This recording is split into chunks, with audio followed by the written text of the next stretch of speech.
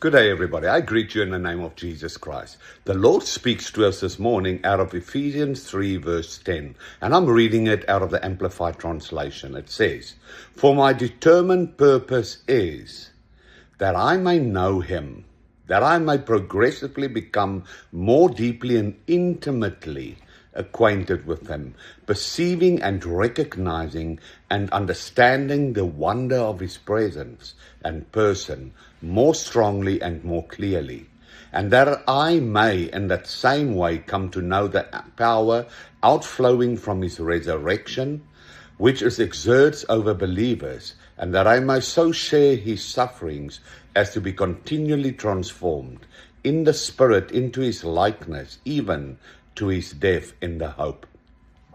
People, this is probably one of the most powerful scriptures and most important scriptures that you and I need to grasp, that we need to take ownership of, and that we need to become.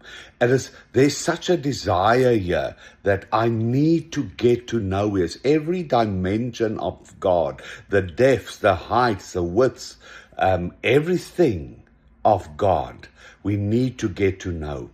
But it's so important. We just want to get to know him in the good times, or we seek his face only in the bad times when we need help.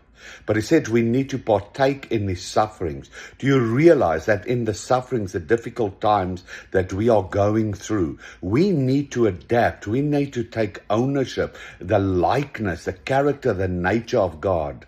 You remember when Jesus Christ went to the garden and when he went to the crucifixion, he did not avoid the bad times, the troubles times. He stepped through it, and in that is where victory comes. Remember, he got resurrected. He overcame death. And that is how we need to learn how to walk in the trials and tribulations in that victory. Death has been overcome by Jesus Christ. And when we align with the resurrection, we are overcomers. So we need to get to know God, his mind, the way he thinks. We need the wisdom, the knowledge, the understanding of whom he is. And everything goes about so that we can glorify him. And the question now is, how much do we pursue his face? How much do we seek him to know him?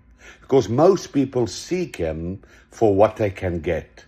But if we want to live a victorious lifestyle in glorifying, exalting him all the time, we need to get to know him, his character, his likeness, his nature. And we need to manifest it, because that is how we're going to create a great harvest, a jealousy for God. And that is how the body of Christ is really going to stand up in power when we get to know our God.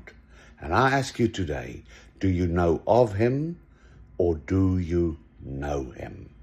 I bless you in the name of Jesus Christ.